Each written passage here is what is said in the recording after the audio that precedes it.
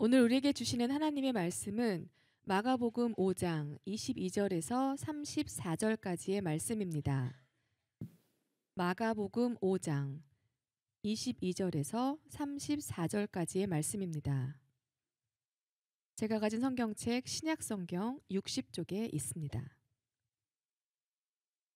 봉독하겠습니다. 회당장 중에 하나인 야이로라 하는 이가 와서 예수를 보고 발 아래 엎드리어 간곡히 구하여 이르되 내 어린 딸이 죽게 되었사오니 오셔서 그 위에 손을 얹으사 그로 구원을 받아 살게 하소서 하거늘 이에 그와 함께 가실새 큰 무리가 따라가며 애워싸 밀더라. 12해를 혈루증으로 알아온 한 여자가 있어 많은 의사에게 많은 괴로움을 받았고 가진 것도 다 허비하였으되 아무 효험도 없고 도리어 더 중하였던 차에 예수의 소문을 듣고 무리 가운데 끼어 뒤로 와서 그의 옷에 손을 대니 이는 내가 그의 옷에만 손을 대어도 구원을 받으리라 생각함일러라. 이에 그의 혈루 근원이 곧 마름에 병이 나은 줄을 몸에 깨달으니라. 예수께서 그 능력이 자기에게서 나간 줄을 곧 스스로 아시고 무리 가운데서 돌이켜 말씀하시되 누가 내 옷에 손을 대었느냐 하시니 제자들이 여짜오되 무리가 애워싸 미는 것을 보시며 누가 내게 손을 대었느냐 물으시나이까 하되 예수께서 이 일 행한 여자를 보려고 둘러보시니 여자가 자기에게 이루어진 일을 알고 두려워하여 떨며 와서 그 앞에 엎드려 모든 사실을 여쭈니 예수께서 이르시되 딸아 내 믿음이 너를 구원하였으니 평안히 가라 내 병에서 놓여 건강할지어다. 아멘. 아멘. 할렐루야. 말씀의 제목을 함께 읽습니다. 예수님에게 우리는 필연이고 우선입니다. 우리 옆 사람을 축복하며 제목을 축복합니다. 예수님에게 당신은 필연이고 우연입니다. 우선입니다. 다시 한번 좌우로 인사합니다. 반갑게 좀 하세요. 예수님에게 당신은 필연이고 우선입니다. 할렐루야. 먼저는 우리 이하수 집사님 건강하게 태어나셔서 이렇게 홀쭉해지셔가지고 많이 힘드셨던 것 같아요. 제가 유럽 종교개혁지를 다녀온 기간과 합쳐서 적지 않은 시간 병원에서 계셨는데 그래도 아직도 앉아 있는 게 좀 힘들고 그러시죠? 병원에서 항상 그러셨어요. 제가 금방 갈 겁니다, 교회. 그래서 그래서 건강에 돌아와서 감사하고 또 우리 재성이가 우리 왔는데 우리 재성이 우리 향해서 박수 한번. 힘든 시간 잘 돼요. 특별한 일이 없으면 성송에 있을 때나 여기 있을 때나 재성이가 교회를 빠진 일은 거의 없는데 코로나는 시간을 지나면서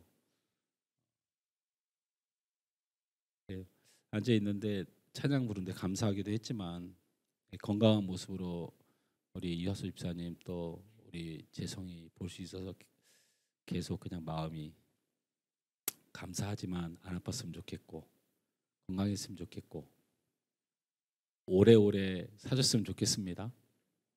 우리 문장로님 앉아 계시는데 건강하셔야 돼요.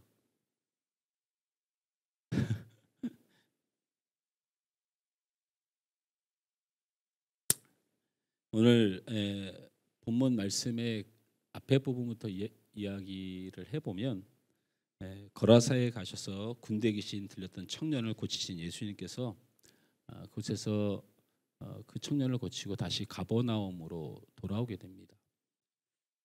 이 가버나움에 오셨는데 이 가버나움에서 가장 존경받고 덕망이 높은 회당장 야이로가 주님 발 앞에 엎드렸습니다. 우리는 그 회당장 야이로 또는 회당장에 대해서 또 그런 회당장이 예수님 앞에 꿇어 엎드렸다라고 하는 어떤 이런 내용들을 이렇게 보면서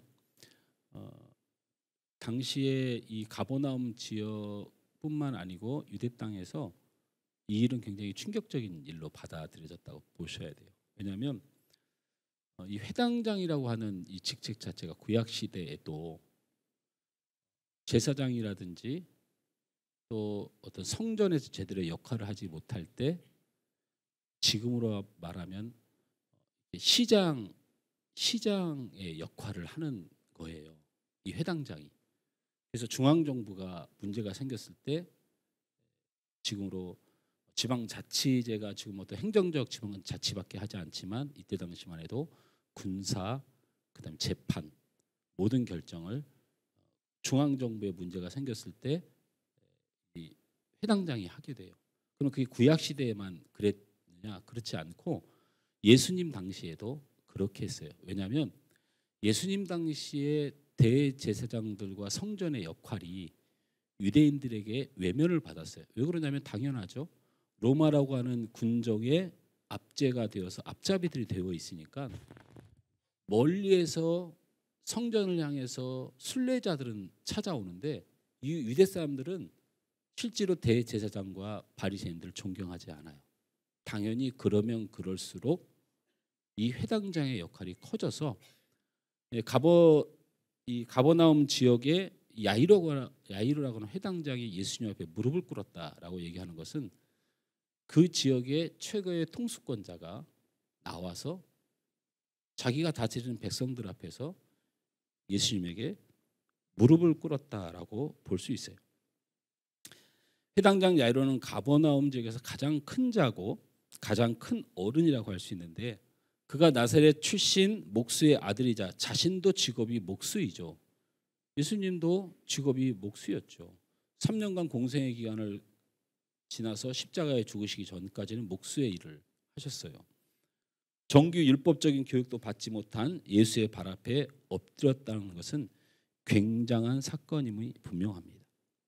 그런데 이 야이로가 예수님 앞에 엎드린 이유는 단 한 가지죠. 성경에도 이렇게 말씀하고 있어요. 하실 수 있거든 내 딸을 고쳐 주소서. 내 딸이 죽게 되었나이다.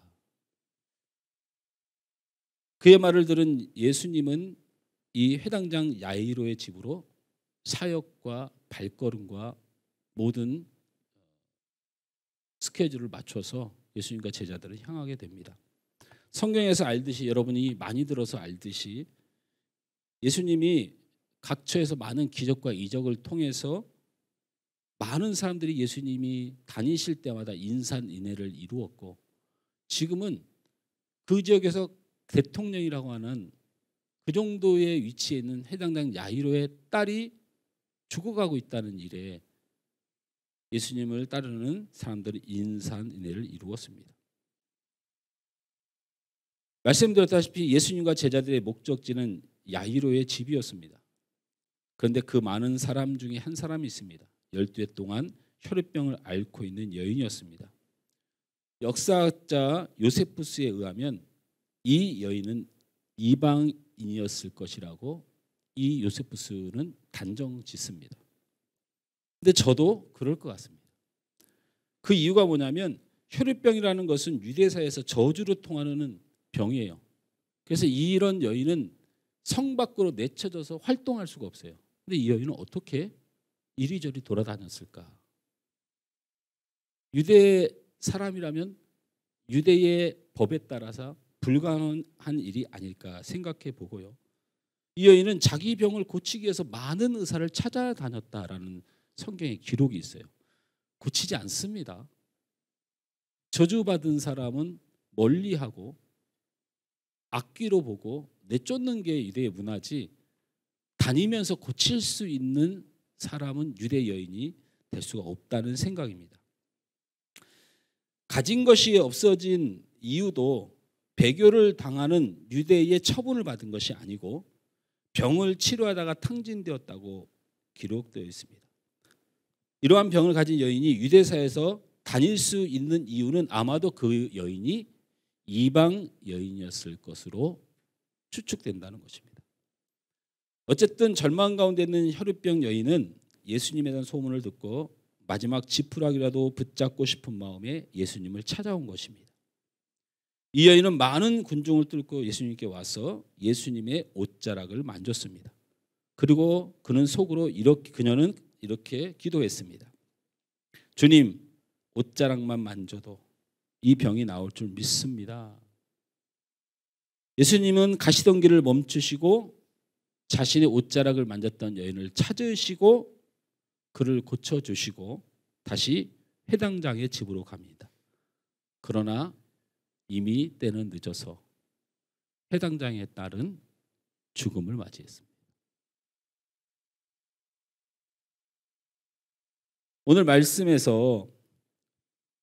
오늘 말씀에서 우리가 중요하게 생각해야 될 두 가지의 질문이 생깁니다. 첫째는 회당장 야이로의 집으로 가는 일이 주된 목적이고 그것이 사역이셨는데 중간에 혈육병 여인을 만나서 이 고친 것은 우연이냐 필연이냐에 대한 이야기를 해봐야 됩니다. 이 말씀을 그렇게 묻지 않으면 예수님이 지나갈 때 누구든지 다 우연히 만나고 우연히 있게 되고 그래서 은혜도 받고 복을 받는다 이렇게 설명이 돼야 돼요. 그래서 질문할 수밖에 없는 거예요. 예수님은 그런 식으로 병을 고치시는가? 그냥 우연히 그냥 누구든지 다 아무나 원하면 되는 건가? 예수님은 그러면 그 많은 인파들이 예수님을 고쳐주기 따를 때 왜 그 여인만 고쳐주셨는가를 성경에 기록했는가? 예수님 우리에게 무엇을 보게 하시는가? 이 회당장 야이로의 딸의 집으로 가는 것이 주 목적이었던 예수님이 가던 길에 잠깐 만났던 이방 여인 이 여인의 만남과 고침이 우연인가 필연인가? 질문할 수 있습니다. 두 번째 질문은 이 여인을 만나서 지체된 일 때문에 회당장 야이로의 딸이 죽었다는 겁니다. 그렇다면 존경받는 회당장 야이로 딸이 죽고 이방 여인을 살렸던 이것, 예수님에겐 야이로가 더 중요했을까? 혈육병 걸린 이방 여인이 더 중요했을까? 예수님에게 도대체 우선순위는 뭔가? 이방 여인을 살리고 회당장 야이로의 딸은 죽었으니 예수님이 선택한 것은 혈육병 걸린 이방 여인이었단 말인가? 이런 질문을 할 수 있습니다. 첫째 질문을 함께 말씀을 통하여 깨달아야 될 것이 있습니다. 회당장 야이로의 딸이 죽어간다는 소식을 듣고 야이로의 집으로 가는 일에 나타난 혈육병 걸린 이방 여인을 고치신 일이 우연이냐 필연이냐는 질문을 살펴봅니다. 결론부터 말씀드리면 혈육병 여인을 만나 고치신 일은 필연입니다. 목사님 무슨 근거로 필연이라고 하세요? 마가복음 5장 34절 말씀을 함께 읽습니다. 시작. 예수께서 이르시되 딸아 내 믿음이 너를 구원하였으니 평안히 가라 내 병에서 놓여 건강할지어다. 예수님이 필연적인 사람을 만났을 때 필연이라고 하는 것은 반드시 연결될 일, 하나님의 섭리 가운데 만나게 되고 이것을 뜻해요. 필연적인 사람을 만났을 때는 두 가지 일을 하십니다. 하나는 믿음과 구원을 칭찬하고 두 번째는 그 여인과 그 사람을 통하여 복음의 증거되는 역사를 이루어요. 이게 바로 필연의 이유입니다. 예수님이 이 여인을 만나 병을 고쳤지만 예수님이 먼저 언급하신 것은 병에 대한 이야기가 아닙니다. 구원에 대한 이야기입니다. 그 여인의 구원을 선포하셨다는 것입니다. 병을 고치는 것이 우선이 아니고 그 여인의 구원을 선포하셨다는 것입니다. 여러분, 구원을 우연히 받습니까? 어떻게 구원을 우연히 어쩌다가 값없이 받을 수 있습니까? 우리의 구원은 하나님의 섭리 가운데 필연이고 우리의 구원은 독생자 예수 그리스도의 흘린 피로 값진 필연입니다. 예수님과 우리의 필연을 지키는 사역을 하시는 분이 성령의 사역입니다. 십자가로 언약되어지고 하나님의 섭리 가운데 구원하기로 작정한 한 사람에게 하나님이 소통 창고로 지키는 창고로 우리를 생각나게 하고 깨닫게 하고 날마다 감동시키는 이 사역을 성령이 하시는 거지. 성령은 그런 사역하는 겁니다. 하나님 음성 듣고 방언하고 갑자기 사람 쓰러뜨리고 하나님 힘 보여주려고 성령이 있는 것이 아니고 하나님께서 필연적으로 결정하신 영혼에 대하여 그 영혼을 지켜주기 위하여 성령께서 일하시는 겁니다.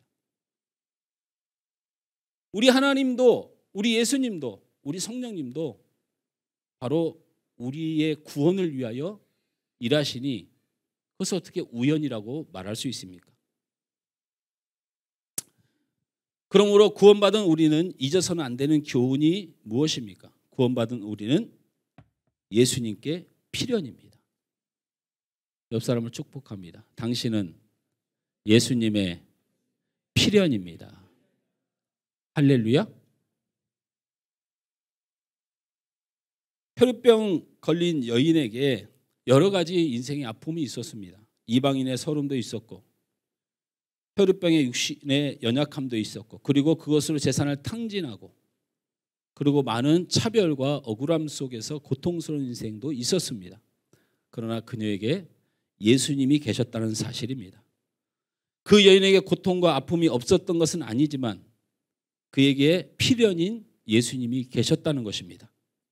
예수님은 그를 고치시고 평안케 하시고 구원하셨습니다. 우리에게도 서름과 환난과 고난과 고통과 아픔과 두려움의 세상이 있습니다. 어쩌면 그것이 우리의 인생일 수 있습니다. 그리고 현실일 수 있습니다. 그러나 우리에겐 예수님이 계십니다. 우리는 예수님의 필연입니다.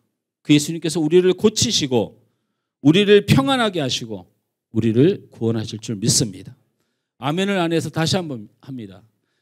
예수님이 우리를 고치시고 우리를 평안하게 하시고 우리를 구원하실 줄 믿습니다. 그것이 바로 예수님이 정한 하나님의 계획된 하나님의 사람들을 향한 필연입니다.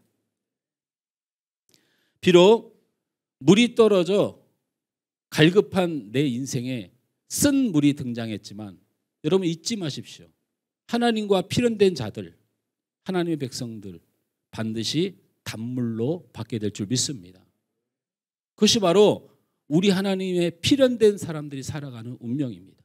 비록 낮이 있고 밤이 있어서 사막 한가운데 어찌할 바 모르는 인생을 살아가는 일이 우리 안에 벌어지지만 캄캄한 어둠과 드넓은 광야 속에서 무엇을 해야 될지 모르는 인생이 우리의 인생 가운데 있지만 하나님은 필연된 하나님의 백성들에게 구름 기둥과 불 기둥으로 우리를 인도하십니다.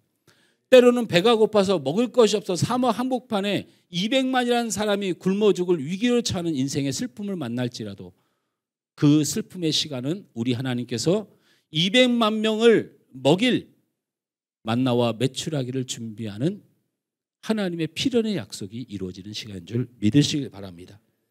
이것은 다윗의 신앙과 연관되어 있습니다. 다윗은 명실상부한 이스라엘의 최고의 왕이고 하나님 앞에 큰 은혜를 받고 우리 또한 인정하는 믿음의 사람이고 축복의 사람입니다. 그의 신앙의 본질을 볼 수 있는 장면을 우리는 기억합니다.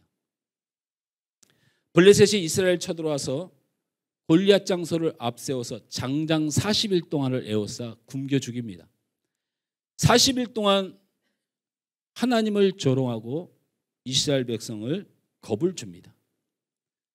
이제 백성들이 다 굶어 죽게 생겼고 이제 나라가 송두리째 무너지게 생겼는데 어느 누구도 이스라엘 중에서 골리앗을 향하여 나와서 싸우는 자가 없습니다. 그래서 사울 왕이 골리앗을 쓰러뜨려 주면 세금도 면해주고 왕가에 들여 사위로 삼겠다고 약속해 주지만 어느 한 사람도 나서지 않습니다. 그때에 아버지 심부름으로 형들에게 떡을 주러 온 다윗이 하나님을 조롱하는 소리를 듣게 됩니다. 다윗은 참을 수가 없어서 사울왕 앞에 백성들 앞에 나가서 내가 나가서 싸우겠다고 말합니다. 그런데 아무도 그를 지지하지 않고 그를 비웃을 뿐만 아니고 사울왕도 그를 말리고 심지어는 형들에게 야단까지 맞습니다. 그때 다윗이 사울과 형들과 이스라엘 백성에게 한 말이 있습니다. 들어보세요. 무슨 말이 다윗의 신앙이었는지. 여러분이 알고 있는 말씀은 뭐죠? 모른 척하지 말고 이제는 안 속을 거야 이런 식으로 설교 듣지 말고 머릿속에 떠오르는 거 한번 외쳐보세요. 다 못 외워도 괜찮아요. 다윗이 뭐라고 외쳤을까요? 예? 뭐 한 사람이라도 중얼거리는 게 있어야 설교를 넘어갈 거 아닙니까? 여기 써 있어요. 경집사가 할 거다 이렇게 써 있는데 경집사님 안 하잖아. 그렇게 말했다고요? 뭐 너는 창과 단창과 칼로 내게 나아오거니와 나는 만군의 여호와의 이름으로 내게 나아가노라. 이 선언이 굉장히 유명하잖아요. 근데 이 선언은 그렇게 유명한 선언이 아니었어요. 형들이 야단을 치고 말리고 사울왕이 저건 정신이 이상한 애 아닌가? 저렇게 어린 아이가? 그리고 사실은 그렇게 다윗이 나설 때 조롱했던 이유를 좀 이따 얘기하겠지만 사람들이 많은 조롱이 있었어요. 그때 그 말 하지 않았어요. 먼저 한 말이 있어요. 우리 함께 읽어볼까요? 사무엘상 17장 34절에서 37절 말씀 함께 읽습니다. 시작. 다윗이 사울에게 말하되 주의 종이 아버지 양을 지킬 때 사자나 곰이 와서 양떼에서 새끼를 물어가면 내가 따라가서 그것을 치고 그 입에서 새끼를 건져내었고 그것이 일어나 나를 해하고자 하면 내가 그 수염을 잡고 그것을 쳐 죽였나이다. 계속 있습니다. 37절까지. 주의 종이 사자와 곰도 쳤은즉 살아계시는 하나님의 군대를 모욕한 이 할례받지 않은 블레셋 사람이리이까 그가 그 짐승의 하나와 같이 되리이다. 또 다윗이 이르되 여호와께서 나를 사자의 발톱과 곰의 발톱에서 건져내셨은즉 나를 이 블레셋 사람의 손에서도 건져내시리다. 사울이 다윗에게 이르되 가라 여호와께서 너와 함께 계시기를 원하노라. 고백의 전말이 저게 먼저입니다. 저것 때문에 조롱하던 사람이 조롱을 멈추고 형들도 손을 놓았고 사울도 가라고 말하며 자기의 전투 장비를 내주게 된 계기예요. 저 고백 때문에. 저 고백이 뭐가 저렇게 대단하다고 모든 사람이 다윗 앞에 그의 고백 앞에 무엇을 본 것일까? 이게 다윗의 신앙이었다는 거예요. 그냥 하나님 제가 하겠습니다. 이걸 본 게 아니고 저 고백을 본 거예요. 그럼 저 고백 안에는 내용이 너무 기니까 제가 정리를 해드리면 이런 겁니다. 첫째는 이 사건이 사무엘이 베들레헴 지역의 이새의 이 다윗의 부모의 집에 와서 쓸만한 인간이 있나 하나님 앞에 결국 왕을 세우려고 한 거지만 어쨌든 쓸만한 인간이 있나 찾아보러 왔다가 이렇게 하는데 하나님이 계속 아니라고 하는 거예요. 그래서 이새에게 물었어요. 이게 아들이 다냐? 그랬더니 정확히 원어에 쓸모없는 아들 하나가 있는데 보실 필요 없습니다. 기록돼서 그게 누구냐면 다윗이에요. 다윗. 이때 당시에 목동은 가장 천한 직업이었어요. 지금 무슨 농장주 정도 된다. 천만의 말씀이에요. 그냥 가장 천한 사람이었어요. 왜? 죽으니까 가면. 양을 지키다가 누굴 만나요? 누구란다. 뭐를 만나요? 요즘 그 동물을 키우고 애완동물을 키우고 하니까 이제 그 짐승에게도 존칭을 쓰기 시작했어요. 가서 누구를 만나요? 사자님과 곰님을 만납니다. 그런데 이 다윗은 그것을 부끄러워하지 않아요. 굉장히 당당하게 왕 앞에서 그런 걸 이야기를 하고 있다는 거죠. 제정신이 아닌 거야. 넌 천한 목동이야. 너는 부모에게도 버림받은 사람이야. 너 신분을 다 알고 있어. 이걸 그런 비참한 인생에 대해서 왜 이렇게 부끄러움이 없이 뭔가를 이야기하려고 할까? 이게 첫째 너무나도 궁금했고요. 두 번째는 사자와 곰과 목숨을 걸고 싸웠다?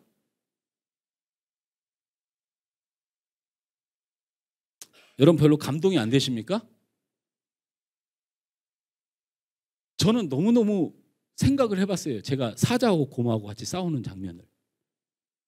저는 죽어도 안 싸웁니다. 사자를 만나면 어디 높은 곳에 빨리 도망갈까? 혹시 내가 길거리 가다 곰을 만나면 움직이는 게 맞나? 안 움직이는 게 맞나? 이런 게 관심이 있지. 목숨을 걸고 싸웠어요. 여러분 별로 감동받지 않는 거 보니까 여러분에게 두 가지 생각이 있는 것 같습니다. 하나는 나도 사자와 곰과 싸워서 이길 수 있다. 이 생각이 아니면 두 번째 생각이겠죠. 소설 쓰고 앉아있네. 그러니까 감동이 안 되는 거죠. 지금 이 지구상에서 사자를 때려잡고 곰을 때려잡는 사람이 있으면 그 사람이 어떤 대우를 받을까요? 근데 실제로 다윗은 사자와 곰 앞에 두려움이 없는 모습으로 이야기를 합니다. 이건 또 무슨 그렇게 담대함인가라는 생각이 들고,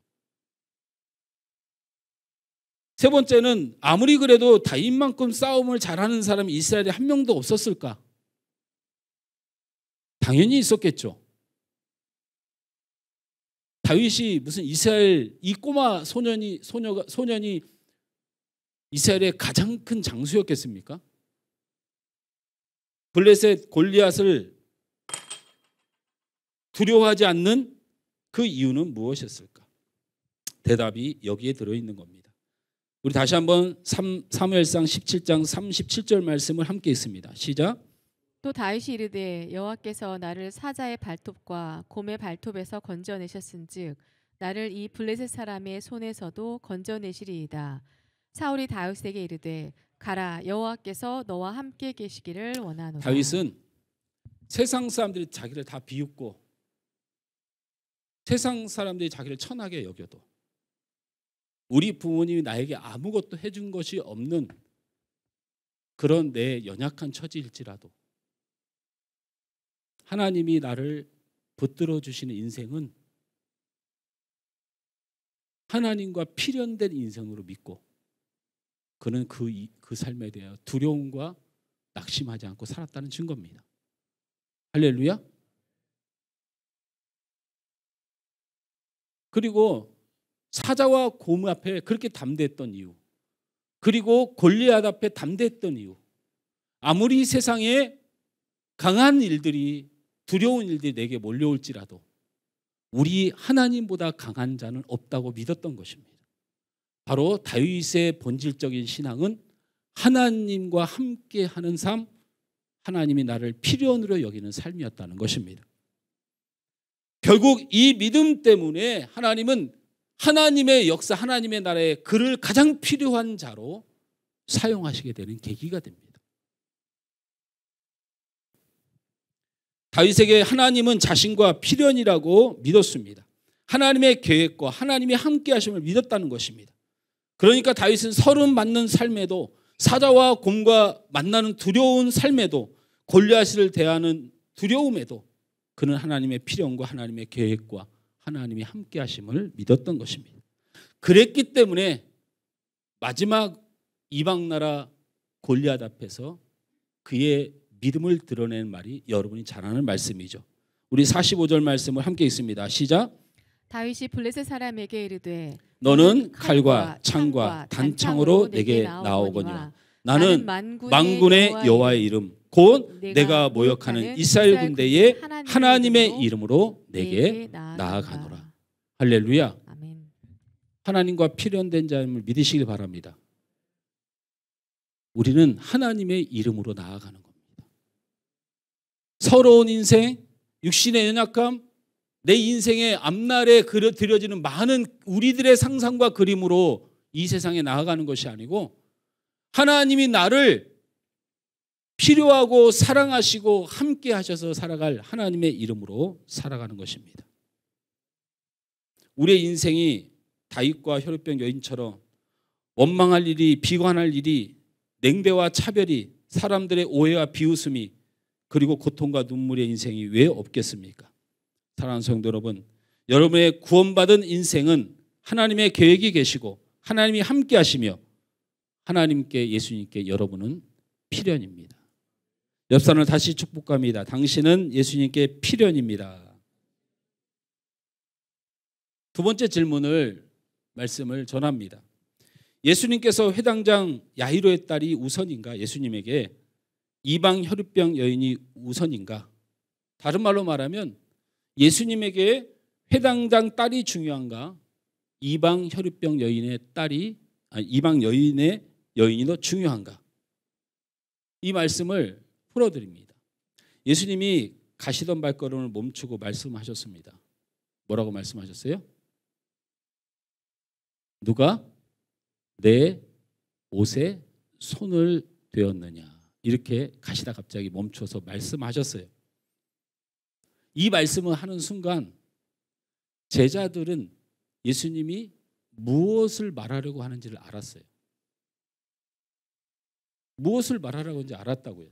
이 말이 우리가 듣기에는 길을 가다가 어떤 사람이 예수님의 옷자락을 만졌으니 예수님이 누가 내 옷에 손을 대었느냐? 그러니까 제자들이 뭐라고 말했어요? 예? 아니 예수님, 이 많은 사람 중에 예수님을 만진 것을 저희가 어찌합니까? 이런 식으로 대답했잖아요. 근데 이거 새빨간 거짓말이에요. 왜 새빨간 거짓말이냐면 문화가 그래요. 문화가.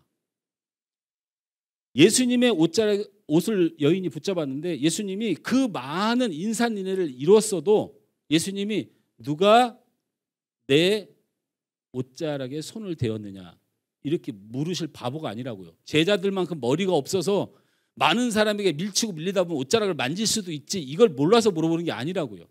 근데 제자들이 예수님을 바보 취급해요. 몰라서 묻는다고. 근데 이게 얼마나 새빨간 거짓말을 하고 있냐면 제자들이 이런 사람들이에요. 왜 그러냐면 이때 당시에 토속신앙 중에 하나가 신령한 자의 옷자락만에 손을 대어도 병을 고칠 수 있는 민간신앙이 있었어요. 그래서 예수님 당시 전에도 이 옷 때문에 일어나는 기적들이 많고 예수님 당시 후에도 사실 이 옷 때문에 일어나는 기적들이 많아요. 뒤에 거를 먼저 말하면 여러분 바울의 손수건 기억나십니까? 치마 앞에 이렇게 메고 있었던 이 치마 만지기만 하고 덮기만 해도 병이 낫는 기적들도 있었어요. 그죠? 이 앞에는 그러면 무슨 사건이 있었기 때문에 이 옷자락에 대한 신령함이 이 유대 땅의 민족 토속 신앙이 되었느냐? 뭘 것 같습니까? 무슨 사건? 그렇죠. 역시 하늘소망교회 한교인 사모입니다. 신학교 1학년 중퇴. 열왕기상 2장에 나오는 엘리야와 엘리사의 사건 때문이에요. 이게 무슨 사건입니까?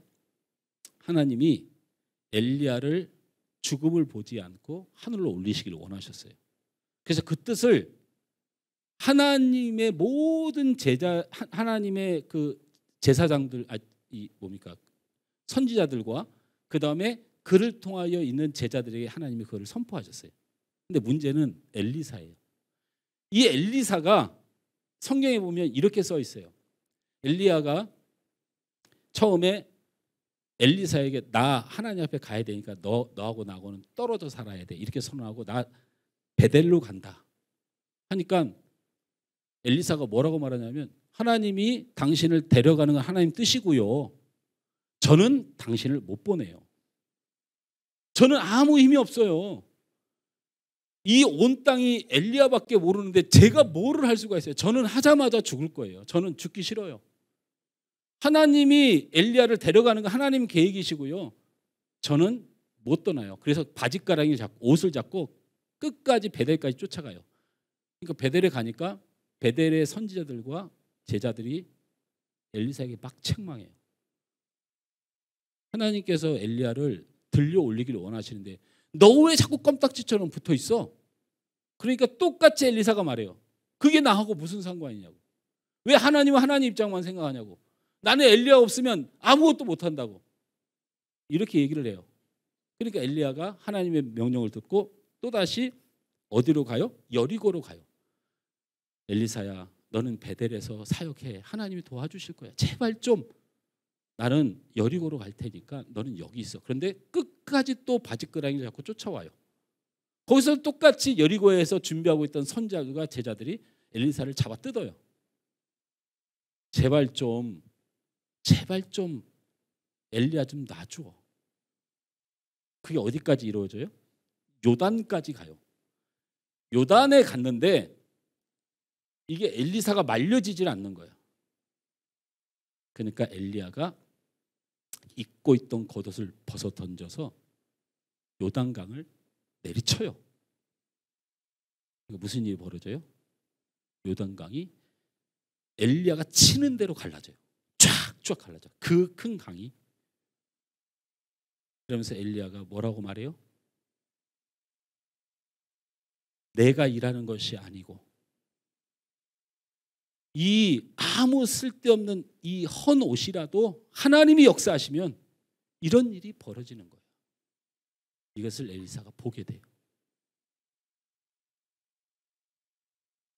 이 일 때문에 신령한 사람, 엘리야와 같은 사람, 엘리야처럼 높임을 받는 사람의 입고 다니는 겉옷은 그것을 만지기만 해도 기적이 일어난다고 믿는 토속신앙이 유대의 문화였다고요. 그러니 이거를 제자들이 몰랐을까요? 몰랐다면 거짓말쟁이죠. 그래서 이 이방 여인이 옷자락을 딱 만졌을 때 내 옷에 손을 댄 자가 누구냐고 이렇게 물었을 때 제자들은 그거를 알고 있었다고요. 누군가 간절히 기적이 일어나길 원하는 마음이 있었구나. 이걸 제자들이 알았다니까요. 다시 말하면 혈유병 여인이 이방 여인인지는 잘 모르겠지만 누군가 고통과 아픔 중에 예수님께 기적을 얻길 원하는 것을 알았다고요. 자, 이제 그걸 알았어요. 알은 다음에 제자들의 말본세를 보세요. 우리 읽습니다. 마가복음 5장 31절 말씀 함께 읽습니다. 시작. 제자들이 여짜오되 무리가 에워싸 미는 것을 보시며 누가 내게 손을 대었느냐 물으시나이까 하되. 제자들이 제가 아까도 말씀드렸지만 예수님의 옷자락을 만진 사실을 제자들이 예수님께 들었으면 누군가 고통 중에 기적을 원해서 은혜를 원해서 옷자락을 붙들었다고 이 제자들은 알고 있었는데 제자들이 하는 말이 무리가 에워싸 미는 것을 보시며 누가 내게 손을 대었냐 물으시나이까 이렇게 대답을 했다는 거예요. 이게 중요합니다. 이 말이 무슨 뜻인가? 제자들에게 있어서 숨겨진 진의가 뭐냐면 이런 말입니다. 들어보세요. 예수님, 지금 그게 중요한 게 아니잖아요. 이 말입니다. 지금 그 여인이 중요한 게 아니에요, 예수님. 빨리 가세요. 빨리 가셔서 회당장 야이로의 딸을 고치셔야죠. 왜냐하면 회당장 야이로의 딸을 빨리 고쳐야 그 유명한 사람의 딸을 먼저 고쳐야 예수님이 위대한 사람으로 설 수 있는 기회 아닙니까? 회당장 야이로가 무릎을 꿇었어요. 그의 딸을 고치시면 이 가버나움을 넘어 예루살렘을 넘어 유대 땅을 넘어 사마리아 땅 끝까지 이제 예수님의 세상이 시작되는 겁니다. 예수님, 뭐가 중요한지 뭐가 우선인지 아직 모르세요? 이렇게 얘기한 거예요, 사실은. 예수님을 붙들었던 옷자락을 붙들었던 한 여인의 고통을 몰랐던 게 아니고 이 제자들에게 있어서 우선순위는 회당장 야이로의 딸이었고 가진 자였고 능력 있는 자였고 성공이었고 출세였다는 거예요. 그러나 예수님은 가던 길을 멈추셨습니다. 그리고 시간을 내어 찾으셨습니다. 그리고 그녀의 이야기를 다 들으셨습니다. 예수님이 하신 행동이 아주 짧게 기록되어 있지만 참 놀라운 일이에요. 우리 마가복음 5장 32절에서 33절을 함께 읽습니다. 시작. 예수께서 이 일 행한 여자를 보려고 둘러보시니 여자가 자기에게 이루어진 일을 알고 두려워하여 떨며 와서 그 앞에 엎드려 모든 사실을 여쭈니 예수님이 둘러보시고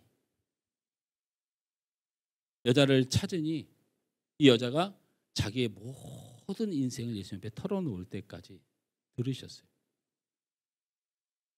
사랑하는 성도 여러분, 예수님에게 중요하고 최우선인 사람이 누구입니까? 자, 이제 중간에 졸으셨던 분은 이 답을 뭐라는 거야? 이렇게 할 가능성이 많고, 여자가 왜 옷자락을 만지렀는지 이 유대 문화를 못 들었던 사람은 헷갈릴 거 아닙니까? 자, 묻습니다. 질문입니다. 맞추면 설교를 1분 내로 끝내야 하고, 틀리면 다시 누가 예수님에게 중요한 사람인가를 설명해야 된다. 손 듭니다. 예수님에게 중요하고 최우선인 사람이 누구일까? 1번 해당장의 딸이다. 손. 2번 이방 여인이었다. 손. 오늘 식사 뭐예요? 어디서 우리 함집사님? 오늘 식사 뭐예요? 짜장면. 손 안 드는 사람을 밥을 주지 마세요. 일을 하지 않는 자는 먹지 말라. 요즘 유행하더라고요. 정치권에서. 일을 하지 않는 자는 먹지 말라. 자, 고르십시오. 예수님에게 중요하고 우선순위인 사람이 회당장의 딸이다. 손.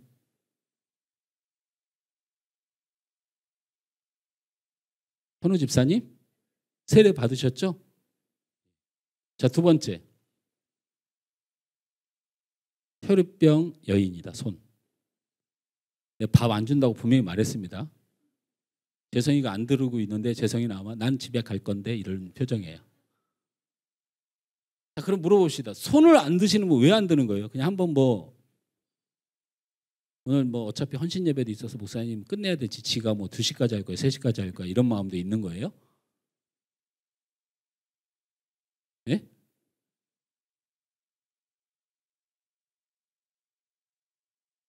제가 드리고 싶은 말씀은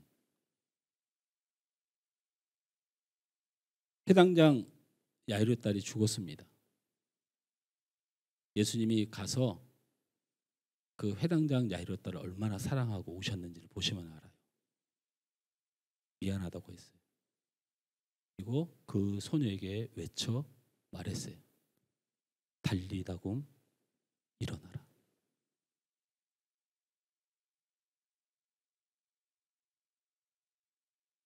말장난하고 싶어서 드린 말씀이 아니고요. 예수님에게는 혈우병 걸린 여인도 우선순위고요. 그리고 해당장 야이로의 딸도 우선순위입니다. 제가 드리고 싶은 말씀은 그들 모두 우리 주님께 간절했다는 거예요. 그들 모두 자기의 출생과 자기의 높음이나 낮음이나 생각하지 않고 나를 살려주실 일은 예수님밖에 없다는 간절함이 있었다는 거예요. 누구에게 우선이냐고요? 예수님이 누굴 더 중요하게 생각하냐고요? 어떤 일을 당해도 어떤 상황이 있어도 예수님을 붙들고 부딪히면 예수님은 그를 고치시고 구원하시고 은혜와 평강을 주시는 예수님이십니다. 말씀을 맺습니다. 그냥 넘어가려고 그랬더니 저에게 안 속는 하늘소망교회 성도들이 많이 있어요. 우리 현 형제는 정의감이 있잖아요. 목사가 자꾸 해당장 야이로딸을 나쁜 놈으로 몰아가는 것 같으니까 기분이 나쁜 거예요. 해당장이 뭔 잘못했다고 목사님 저러실까 하고 손을 딱 든 거죠. 저는 정의감이 있죠. 또 우리 경집사님과 기타 일부 성도들은 여전히 몇 년이 지나도 늘 속아 넘어가는 사람들도 있더라. 그런데 저를 너무나도 잘 아는 사람은 저 인간 또 뭐 있어. 뭐 이런 게 있죠. 뭐가 있었네요. 저는 제 자신이 우리 하나님께 예수님께 필연이고 우선이라는 믿음으로 살아갑니다.